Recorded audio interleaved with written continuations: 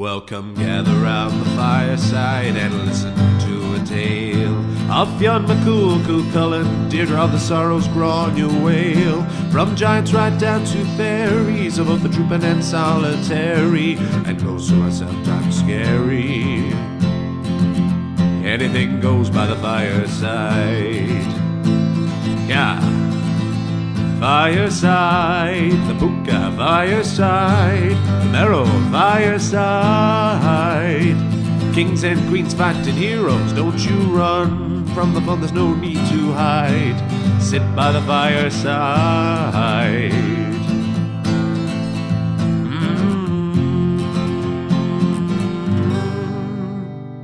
Fireside.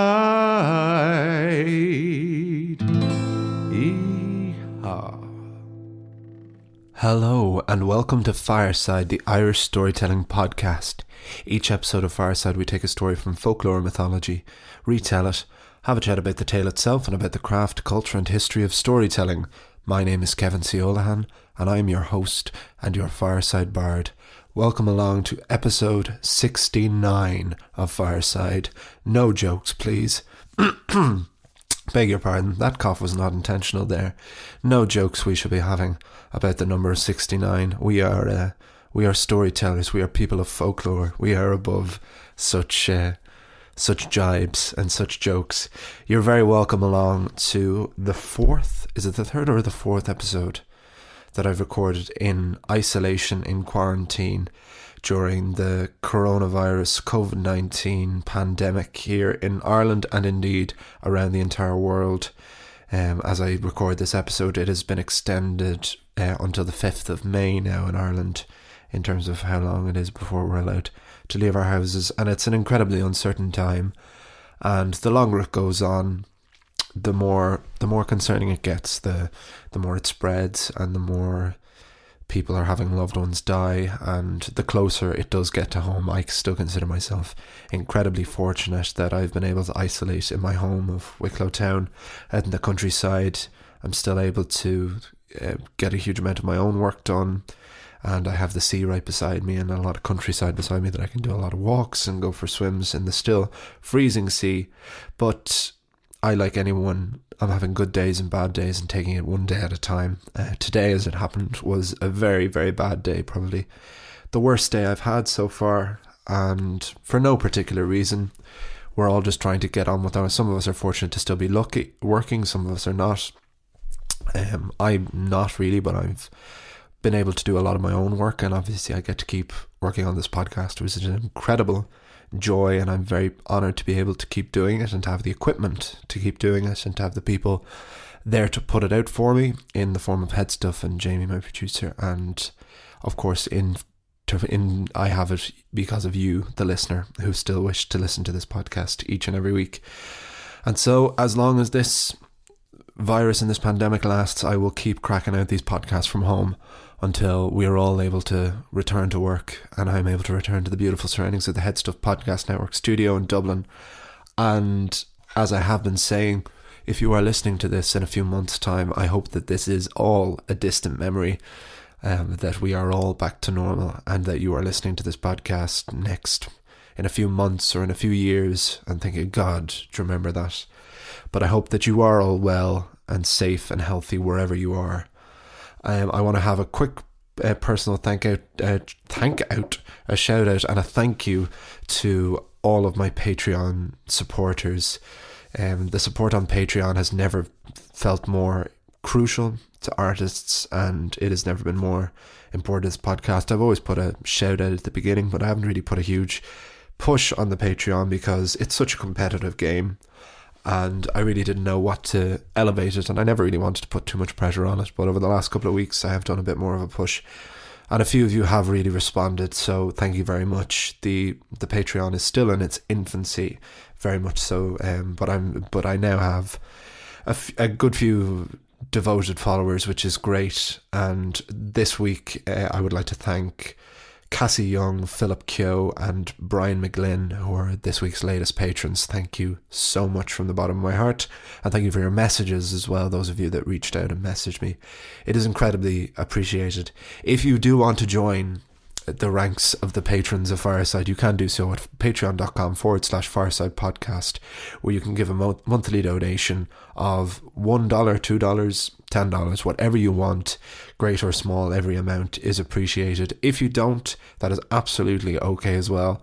It is a great joy to me that I get to write and release this podcast, and that it gets to go all around the world for free.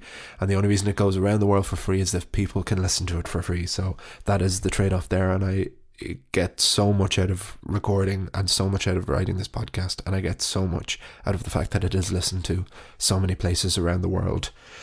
So thank you for that. If you do enjoy the podcast though, and you want to contact me, I do advise following me on Instagram at FiresideBard, all one word. That's the best place to message me if you're not one of the patrons. If you are, then I'm starting to get better with the messages on Patreon as well, which is another outlet, which is great. But I'm going to not get to, I've had quite long intros. It's already been a few minutes. I'm going to get right down to the story. It is, I'm in a strange position at the moment. It's great. This is my second episode of using my new Rode NT1A microphone. I'm sitting here, it's night on the Monday. This will come out in 2 days' time. And I'm sitting here with my new microphone, which is incredibly sensitive and beautiful. And I'm sitting here with my hands free. I'm sitting in my pajamas right now with a hot cup of ginger tea in a Doctor Who mug. So how's that for an image for you now? This is a very different recording environment in general, and this is a particularly different environment to what I would normally be doing. But there's the picture for you of what I am recording right now. So this is a story, very happily, which I've titled The Deaths of Kings and Queens. Because as we're coming to the end of the Ulster cycle of Irish mythology, this story, this is a series of stories. The Ulster cycle has, for the most part, been really well parted and separated into individual stories, or with the case of the Táin, individual chapters. But as we wind it down, there's not going to be a total wrapping up everything in a neat little bow. So this story was 4 or 5 different stories that I put together into one episode, tying up a lot of loose ends that otherwise I don't think would have been in any of the main stories, and wrapping up a lot of the stories of some of these major characters that have made up the cycle of Ulster mythology, the Ulster cycle of Irish mythology rather.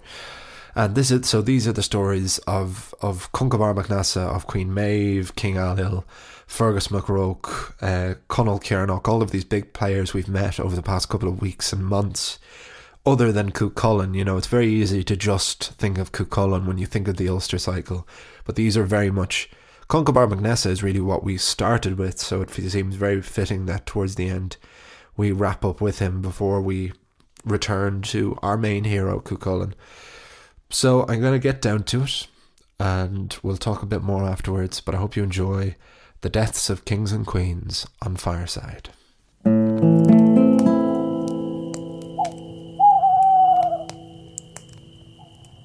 The Deaths of Kings and Queens.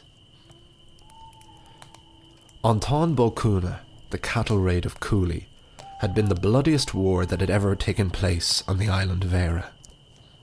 And when the final sword was sheathed, it was the Red Branch Knights of Ulster who were victorious.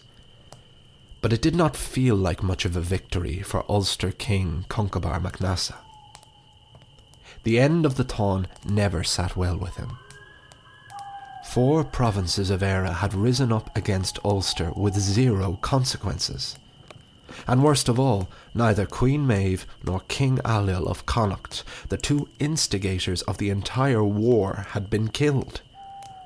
They had come to Ulster to steal Dun Cúna, the brown bull of Cooley, and while Conchobar and the Red Branch Knights were engaged in the final battle, Queen Méabh had found Dun Cúna and successfully got what she came to Ulster for. The injustice of this kept Conchobar mac Neasa awake at night for months after the conflict had ended. One winter's day, Conchobar became ill. He had lost so much appetite and sleep in his lust for vengeance, it was beginning to take its toll on his health. Conchobar was a warrior king, but he was now an old man. and neither druid nor healer could figure out exactly how to heal the king. But Conchobar knew himself. He told his court at Méabh, "The only thing that will cure my illness is war with Connacht. I will not be well again until the heads of Queen Méabh and King Ailill are raised high on the towers of Méabh." Cuthbert, the long-time druid and advisor to the King of Ulster, tried to counsel the fevered Conchobar. "Marie," he said, "our armies have not yet recovered from the slaughter of the Táin. We are too few in number to attack Connacht. And now the winter has come, we would be foolish to leave Méabh. I implore you to wait at least until the spring comes and then make your final decision." Cuthbert had hoped that if Conchobar waited until the springtime, his illness would begin to lift and he would forget the notion of war with Connacht. But no such luck. No sooner had the king agreed to wait for springtime than he began to plan the attack. Cuthbert was right in saying Ulster's numbers were down since the Táin, so Conchobar enlisted Conall Cernach, the great and mighty warrior, who had recently been disgraced when he had lost his right to the champion's portion of feasts to the Hound of Ulster himself, Cuchulainn. To Conall Cernach, Conchobar offered a chance at redemption. Conall had escaped to the Scottish Highlands following the trials for the champion's portion. Conchobar sent word asking Conall to raise an army of foreign soldiers and bring them home to Ulster. Conall Cernach was overjoyed at this chance of redemption, and not only raised an army of Scottish warriors, but from the Faroe Islands and Scandinavia. With his new horde of Celtic and Nordic brutes, Conall Cernach sailed home to Ulster, ready for a fight. Word rapidly spread of the mobilization of Ulster's armies. With an uncomfortable feeling of déjà vu, the other provinces began to rally their own troops. At Cruachan in Connacht, the fort of Queen Méabh and King Ailill, they were given word of the impending war by a Munster king, Jochu Macluchta. Ailill and Méabh were beyond blessed by the gods to have survived the Táin.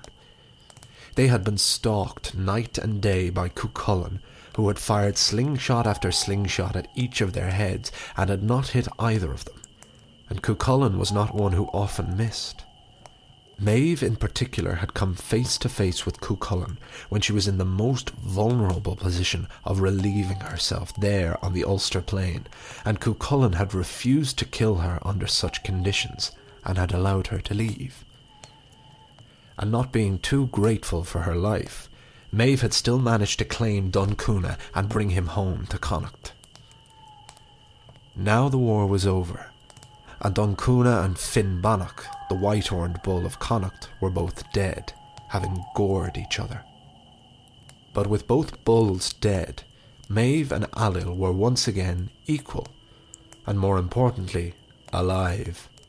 Nevertheless, when Queen Méabh heard that Conchobar wanted to invade Connacht, she declared, "Let Conchobar come to Cruachan.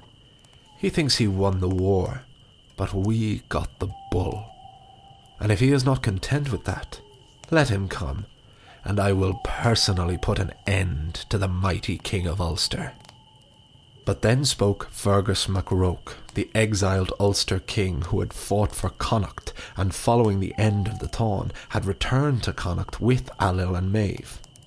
As much as Fergus disagreed with Conchobar and knew he could never return to his beloved homeland of Ulster until the current king was dead, Fergus had loathed taking up arms against his fellow Ulstermen. But he had taken up arms and shed Ulster blood. Neither Ailill nor Méabh could ever doubt his loyalty, so Fergus offered counsel. "You did win the bull, Méabh, but Ulster as one province fought off the advances of 4 others, and now they march on Connacht, and we do not have the allies we once had. If the Red Branch comes to Cruachan, I fear it will be your deaths and not the King of Ulster's." King Ailill hated agreeing with Fergus, because during the Táin, to ensure his loyalty, Méabh had taken Fergus as her lover, so you can imagine how delighted Ailill was that Fergus was still living in their home. But as much as he hated it, he knew Fergus was right. They could not fight Ulster and win. Fergus is right, my love. We must at least try and sue for peace. The words sue for peace were not in Queen Maev's vocabulary, but reluctantly she agreed to spare her people further bloodshed. Her people who had so loyally followed her into battle, and when all she wanted to steal was a cow. A peace treaty was written and sent to Conchobar mac Neasa in Ulster. Conchobar refused to accept. The king's health had much improved since he began planning this war, and he declared, "I will not rest until I can pitch a tent anywhere on this island." So Conchobar was asked where he wanted to pitch his tent that night, and the king took out a map of Éire, closed his eyes, and landed his finger right on a place called Rosnaree on the River Boyne. And so the Red Branch Knights set out for the kingdom of Meath, but they wouldn't do much camping. Waiting for Conchobar and the Red Branch Knights at Rosnaree were the armies of Meath and the mighty Galoyan of Leinster. They were led by two brothers, Find mac Rossa, king of the Galoyan, and Carpra Neafair, the king of Tara. Carpra was also Conchobar's son-in-law, as he was married to the Ulster king's daughter, Feodham. But their family association meant little when Conchobar chose to march his army onto the lands of Meath, and the Battle of Rosnaree began. The battle initially went incredibly poorly for the Red Branch Knights. They were the greatest fighters in Éire, but the Táin had been so recent, and they had not yet recovered. Also, in the Táin, they were fighting on their homeland against invaders. They were not just fighting for Conchobar, they were fighting for their province. Moreover, they were fighting for Cuchulainn. Speaking of the Hound of Ulster, he had been at home with his wife Emer when his uncle Conchobar had taken it upon himself to invade Meath. Cuchulainn said to Emer, "I better go and put an end to this. I can't fight another war single-handed." But at Rosnaree, it looked like Ulster may not last until Cuchulainn's arrival. Their defeat seemed imminent. When who arrived on the battlefield? Not Cuchulainn, but Conall Cernach and his army of Scandinavian, Faroe and Scottish warriors. They gave the Red Branch Knights a burst of courage, mostly because they were all terrified of being branded a coward by Conall Cernach, and they began to rout the Galoyan and Meath armies. Conall Cernach killed over 1,000 men that day. Cuchulainn finally arrived on the battlefield in time to see the tide turned. He smiled at his fellow Ulstermen. "Well, I can't fight every battle for them," he said to himself. Cuchulainn sought to deal the final blow of the fight, so he sought out the king of Tara, Carpra Neafair. Carpra had already killed 800 during the battle, and once the Hound of Ulster laid eyes on him, he took his spear, cast it at the king of Tara, and Carpra Neafair's decapitated head hit the ground before his own body.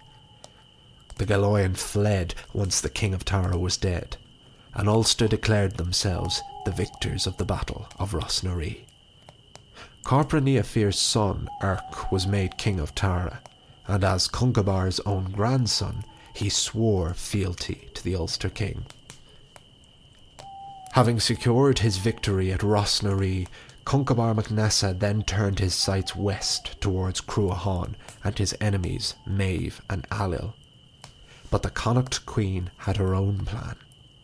Conall Cernach had killed Myskegra, the king of Leinster, and had taken as a trophy his brain. The brain was petrified and given as a gift to Conchobar. However, before he died, Myskegra had sworn that he would have his own revenge.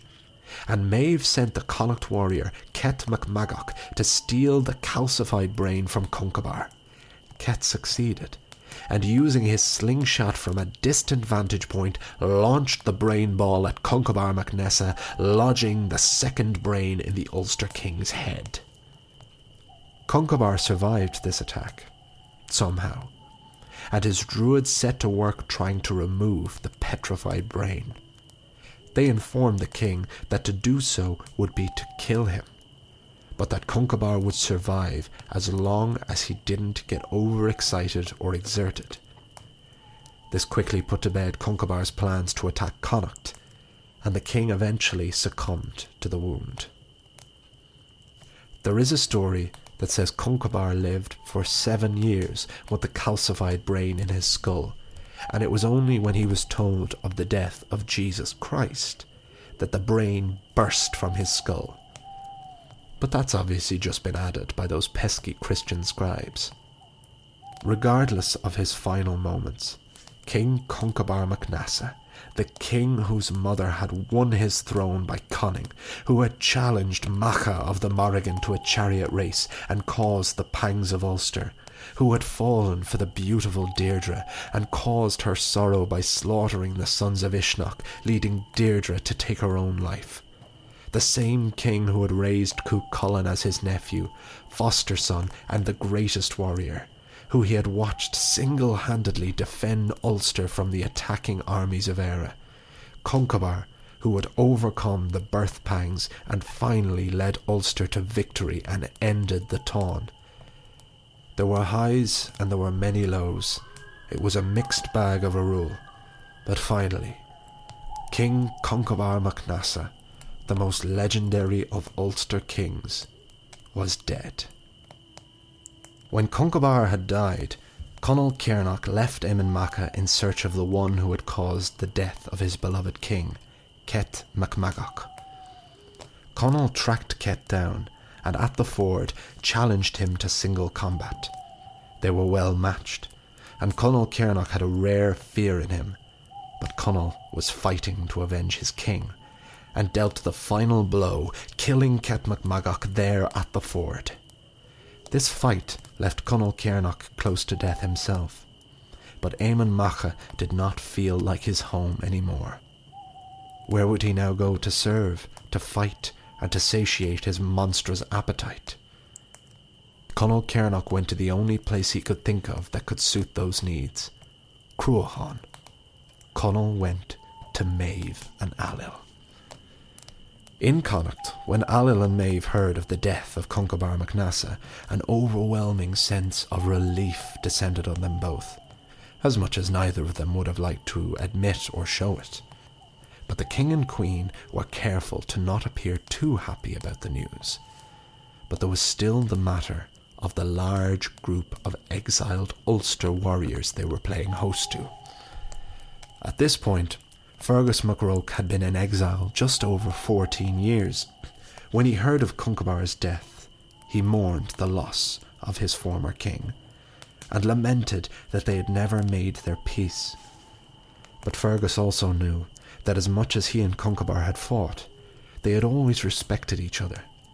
But now, who would inherit the throne? Fergus thought that perhaps as he had been the king before Conchobar, it might be him. But Ulster chose for their king Conchobar's own son, Cormac. Cormac was also in exile with Fergus in Connacht, as he had been fostered to Fergus when he was young. To Ulster, Cormac was an elegant solution. Continue the line of their great king with a fresh start and finally establish peace with Connacht.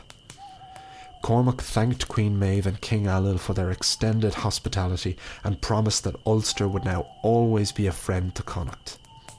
The incumbent king left Cruachan, which had been his home for 14 years, and set off for Eamon Macha, his birthright. However, as Cormac crossed the border into Ulster, he came across a Connacht raiding party ravaging a small village. Cormac thought to himself, I know those men, but I'm Ulster's king now. I better start acting like it.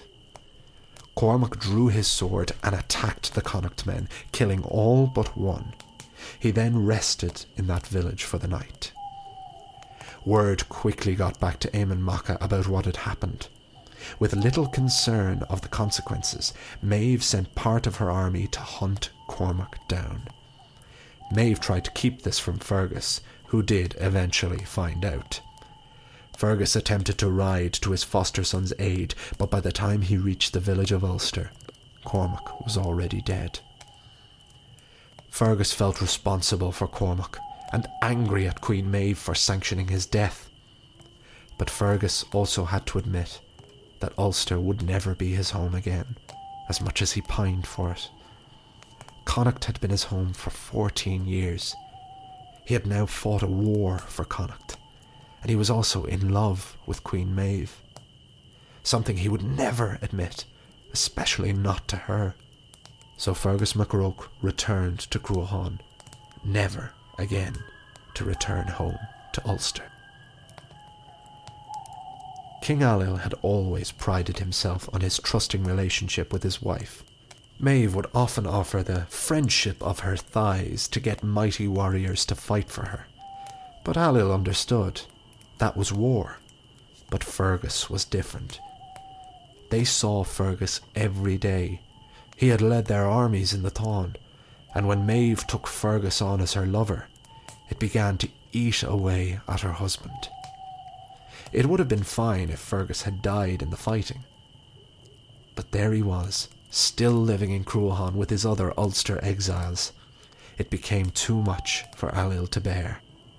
One day, after the death of Cormac, and Fergus had returned to Cruachan, he and Méabh went out to a lake swimming. Ailill followed them. From a nearby hill, the king of Connacht watched as his wife swam naked with another man, and enough was enough. Ailill had a brother who was blind. He took his brother Louis to the lake and told him, "Brother, there are deer playing in the lake. Take this spear and cast it, so that even without sight you may know the joy of the hunt." Louis did as his brother asked, and cast the spear towards the lake, striking Fergus Mac Róich in the chest. Fergus managed to pull it out and cast it back towards where it came, but there, in the waters by Cruachan, in the arms of the woman he loved, Fergus Mac Róich died. Queen Méabh's fury overcame any sadness at the death of Fergus, who had been her closest ally these 14 years. And she was too smart to believe the whole "it was my blind brother" story. Méabh knew Ailill was responsible. He would never have just come out and said he had a problem, and wouldn't even do his own dirty work. The last of Queen Méabh's love for her husband died with Fergus Mac Róich. It's at this time when who arrives at Cruachan but Conall Cernach. The Ulster man had come to serve Fergus Mac Róich, and by extension, Queen Méabh herself. Méabh tells of the death of Fergus, and tells Conall, "If you want to avenge Fergus, and prove your loyalty to me, avenge his death." Conall Cernach was all too happy to kill the man who he had wanted to kill during the Táin, and crept into Ailill's room that night while the king of Connacht was having a bath, and killed him there in the waters, just as he had done to Fergus Mac Róich. But the guards were alerted, and Queen Méabh would have been powerless to stop the forces of Connacht from avenging their own king. Conall Cernach was hunted down and killed. And as for Méabh, a lifetime of blood, war and retribution would finally catch up to the Queen of Connacht in the form of her own nephew, Forbaidd Forbend. Forbaidd was the son of Méabh's own sister and Ulster king Conchobar mac Neasa. Méabh had killed her own sister years before this, and Forbaidd had always sworn revenge. With the death of his father, Forbaidd went in pursuit of Méabh. He found the queen on the Isle of Inchclaren in Loch Ray on the River Shannon. Taking his slingshot, Forbaidd took the closest thing to hand, which just so happened to be a block of cheese, and finally succeeded in doing what not even Cú Chulainn could. Forbaidd Forbend killed Queen Méabh of Connacht. Méabh was buried in a 40-foot stone cairn on the top of Knocknaree in what is now County Sligo. She was said to be buried standing up, always facing her enemies of Ulster. And so came the end of 3 kings and 1 queen, the greatest queen Connacht had ever known, Queen Méabh. To be continued.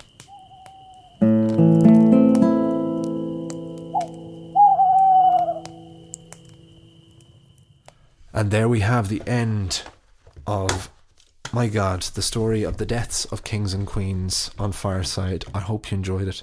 That is the very longest episode there's been for a while, but there was a lot to wrap up there. There was a lot to get through. I hope it was clear.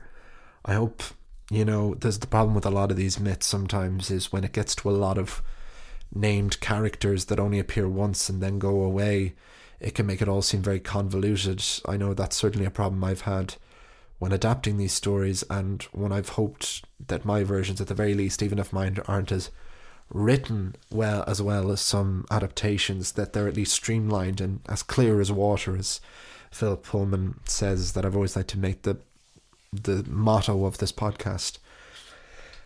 But this was not a clear story. This was several different stories and several different sources from each of them, but I thought that they were all such short chapters that it was better off doing it as one piece, certainly of the deaths of Conchobar and Méabh, and then by association the deaths of Ailill and Fergus. But what kind of naturally happened, which I quite liked, is that the one thing that actually unites them all, that makes a through line to the entire story, is Conall Cernach, who featured so prominently in the last story of the Champions portion, and very much is the through line here. He fights with Conchobar at the beginning of the story, and he goes to Connacht to fight for Fergus. Fergus is already dead, and he's the one who kills Ailill. That, I have to say, his killing of Ailill on the Bath, that is my own touch, which is supposed to emulate how Emperor Commodus of ancient Rome was murdered in his own bath, not in the gladiator arena as the film Gladiator would have you believe. He was murdered in the bath by a gladiator whose name escapes me, and that will kill me until I figure out who killed Commodus. Narcissus, that's his name, Narcissus, the gladiator. But I thought that seemed like an appropriate end to Ailill. And yes, the end of Queen Méabh there with the block of cheese, the block of cheese was considered an element that was used to mock her death, to suggest that it was with a block of cheese. I don't really consider it as that much. It's an absurd, silly ending, but Irish mythology is often absurd and silly, and I always like to embrace that aspect of it rather than sanitize it. That's what I think makes it more unique. I don't know of anyone being killed by a block of cheese in any Greek or Norse mythology, do you know what I mean? But after I got to the death of Conchobar there, I was nearly going to split it automatically there, which I hadn't intended to do, but then I decided, no, I'll plough on. This will be a long episode, but well worth doing. And I hope there was a nice through line, and you did enjoy it. I'm sure there'll be plenty to talk about with it. And anyone who has any questions on it, you can, of course, message me at Fireside Bard on Instagram or through the Patreon. But I better wrap things up now, because this is already quite a long episode that will hopefully be shorter when it's edited down and there isn't the mistakes. Oh yes, and I've just got a warning about low battery, so I'll take that as the sign. So I hope you're safe, well, and as you are, and you and your loved ones are, wherever you are. Thank you so much for your continued support of this podcast. Like and subscribe wherever you get your podcasts. Leave reviews, ratings. Follow me on Instagram at FiresideBard. Subscribe to the patreon.com. Wherever you are and wherever you go, you can always join me by the fireside. Thank you and goodbye. This podcast is part of the Head Stuff Podcast Network.